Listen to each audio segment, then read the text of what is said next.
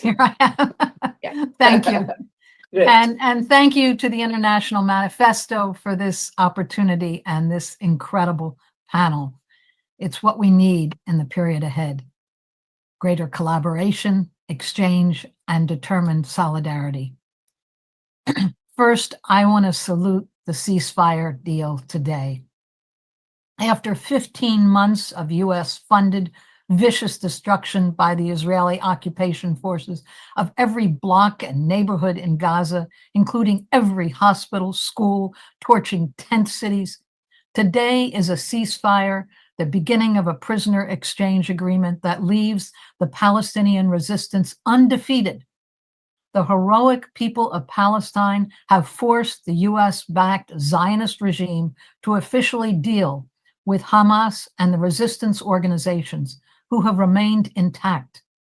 In resistance and guerrilla warfare, to survive as an organization is to live to fight another day. We salute the enormous political, organizational, and military accomplishment paid at a high price. Israel and US imperialism are hated globally on a scale not seen before. Tens of thousands of Zionist settlers have left Israel, where thousands of businesses have closed. Zionism has failed to achieve its aims, and the resistance has survived. This latest ceasefire, no matter how short-term or long-term, reflects that Israel and its imperialist backers are not invincible. The complete inability of Israel in more than 15 months of bombing, backed by the US and the other imperialist powers, to defeat the Palestinian liberation struggle and the revolutionary unity of the axis of resistance, confirms the limits of US power. This ceasefire confirms that resistance, unity, and political morale are stronger than the most brutal, advanced, high-tech weapons. Now, let's talk about the Trump presidency and the prospects for peace in 2025. You can't put the two together. There is no prospect of peace. Trump is not offering peace. The MAGA slogan, "Make America Great Again," is a war cry. MAGA is also an out-of-date wish list. It confirms just how out of touch the US ruling class establishment is with the world today. US hegemony is gone, but US imperialists in their arrogance can't see the facts on the ground. Slogans or threats won't change the downward spiral of US imperialism.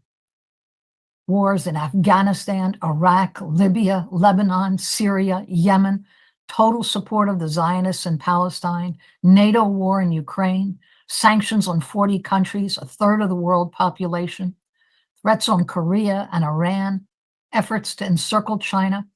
They're all massively destructive, fabulously expensive. It includes the use of mercenary armies, proxy forces, thousands of US-funded NGOs.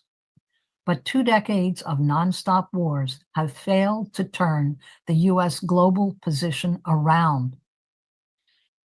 US strategy continues.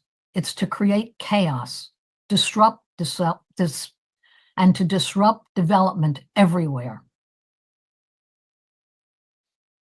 Now, this is not the world situation that Trump faced when he was elected president in 2016, a mere 8 years ago. The world is changing fast. Whether Republican or Democratic Party are in office, the US empire today has nothing to offer the world except more threats, sanctions, and wars. And that is no longer sufficient to maintain its dominance. The effort to threaten China by dismembering Russia totally failed, and it actually reinforced the trade and security integration of Russia and China. Now, just today, Russia and Iran signed a strategic partnership accord involving defense and economic exchange at a whole new level. There's rapidly developing alliances of countries of the global south, and it can no longer be ignored. While Trump and his whole crew of right-wing racist planners announce their plans to take everything backward, the whole world is consciously moving forward. Now, we don't know what aggressive plans Trump will announce today, tomorrow, and in the days ahead. The Trump announcement that the U.S. must take over Greenland, make Canada the 51st state, and retake the Panama Canal is directed at attempting total control of this hemisphere. It's an assertion, and it's part of a wild attempt to isolate China, to control the shipping lanes of the Arctic and the Panama Canal, the global navigation routes, and it will arouse a firestorm in this hemisphere. There's now a whole series of trade alliances, new forms of exchange, and a confident new spirit that confront the tired old MAGA slogan. China's Belt and Road Initiative, involving 150 countries, it's the most ambitious infrastructure project ever conceived. Among the world's emerging economies, new payments and trade mechanisms to bypass US-dominated structures and those horrific sanctions on a third of the world are developing. More than 30 countries have applied to join BRICS. There's the Shanghai Cooperation Organization. Trump and the new administration is focusing on China, on China, on China. Why? China is the world's largest exporter of goods, the largest producer of real goods, and this is a threat to US economic dominance. The scale of China's exports of 1.6 trillion to the countries of the global South and the BRICS countries is now 4 times that of China's annual exports to the US. So what China offers is not just a powerful economy and new development plans. Because China's socialist base isn't driven to maximize profit for its private shareholders in every possible transaction, the government is able to introduce a wholly different approach to development. This gives rise to a very different kind of international relations. Genuine collaboration is possible, and this is a radical break from centuries of horrific imperialist looting in Africa, Asia, throughout the global South. Globally, there is a steady determination to develop alternatives. And because US imperialism is incapable of any project that's not immediately profitable for its corporate investors, it's only able to issue streams of threats, warnings, and false information against Belt and Road development projects. But even if Trump isn't first and foremost a capitalist, a racist demagogue, the whole vast apparatus of 800 military bases globally, the huge, highly profitable military industry, the invasive national security apparatus, that's who operates and sets policy, regardless of who's in office, Republican or Democrat, Biden or Trump. The interlocking military-industrial complex of banking, military industries, huge lobbying corporations, that determines US policy.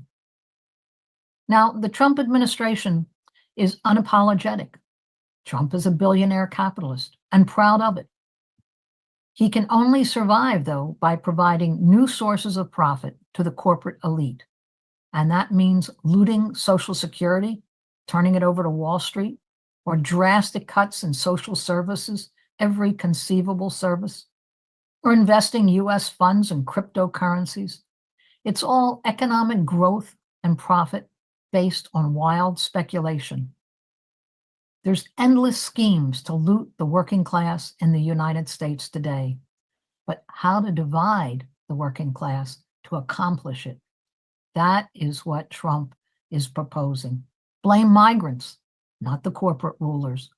Promise mass deportations. Trump's border czar, Tom Homan, intends to expel some 13 million undocumented workers, rounding them up, putting them in camps. These migrant workers keep essential industries, construction, agriculture, hospitality, home care, running. And it's a plan to cause massive misery and disrupt society. Blame trans people. Divide, attack the most vulnerable. But the problem remains that imperialism can create horrific ruin, millions of refugees, but it cannot consolidate its control. US imperialism is totally overextended. So in closing, in the period ahead, we need to escalate our solidarity with Palestine, with Syria, where there's such a setback, with Lebanon, with Iran, and with China, and with the sanctioned countries of Africa and the Americas. There's a new day, and the old order is collapsing. US imperialism is in decline and decay. There are numerous emerging alliances. There's commodity trading platforms along with cross-border payment instruments. There's new political and economic structures. This cooperation gives hope for the future. The people of the whole world are demanding an end to all the restrictive, prohibitive measures. With renewed determination, let's strengthen our solidarity. I'll end with a salute to the heroic people of Venezuela, a salute to the elections in Venezuela, a salute to the new Federation of the Sahel in Africa, and to Palestine and continued resistance. Cooperation and development among all the people of the world is the only way forward. Thank you. Thank you. Radhika, and thank you again to International Manifesto. And there's all kinds of points I could respond to here, but I want to, just in closing, I guess at the end of this session, is to say, expect the unexpected, that US plans will not go according to how Trump expects. And I think this we know. Now, a great deal of his plan is all about tariffs. And it was shocking to me to see that even Canada said yesterday they will match US tariff for tariff. If tariffs come on them, they will do it from peanut butter to grains to every possible, and they've already drawn up a plan. That's a shock. So, and by the way, Mexico has said the same thing, along, of course, with China. So the idea that the US can, by diktat, just impose tariffs on the world, and that there'll be no response, there will be an immediate response from every country where the tariffs are imposed. Now, the tariffs are an attack on working people right here, because the raise in prices is felt every supermarket, every shopping list right here. It's a damage to the economy here, but it does immediately benefit the corporate billionaires, because the prices that they pass on, the price raise of the tariffs, but it means that the corporate owners can raise every other price to match that. And that's a big boondoggle for the corporate owners, and it really will be felt here in extremely painful ways. In the same way, by the way, that the military budget is just passed on here by a constant looting of the social programs here. And we can see this in the lowering even of life expectancy and infant mortality, especially in the US. Now, on the ceasefire, I just wanted to say one word about, and this is truly speculation on my part, but I do think that it was in Trump felt it was in his interest that it be before his administration came in. It gives room for a second round, another round, and a blaming of Biden and so on. But if that's possible, because as we can see, Israel failed on every level, and that's not likely to turn around. So I think we should really, at this point, salute and know that there will be new attempts, but it's a big accomplishment that the resistance accomplished this much when they were told nothing less than their complete destruction would be acceptable, and that didn't happen. In terms of what Trump can expect in this new administration, I think what we can expect is that the US economy and every capitalist country in the world, and this is for the past 400 years, goes through cycles, goes through repressions and depressions every 7 to 10 years. And this happens inevitably. It's a very feature and characteristic of capitalist economies, and this will happen. There will be an economic collapse, and felt more strongly here because the way in which the US economy is walled off, and more likely that China on 100 ways, as they did in 2008, can ride it out, and as they did during the COVID downturn. It really went to the benefit of China, the Chinese economy, and it was able to really be enormous aid to the whole world at a very time of collapse in the capitalist world. I just wanted to comment on the idea that of Ukraine being around in 100 years. It's so typical of, I think, a British arrogance. They can more easily picture the end of the world than the end of their system, the end of their empire, and will Ukraine survive a year or even a month at this point? I think these are real questions. It's not a question of 100 years. There was someone on the chat, Michael Macadeo, who put on many chats attacking Venezuela over Guyana.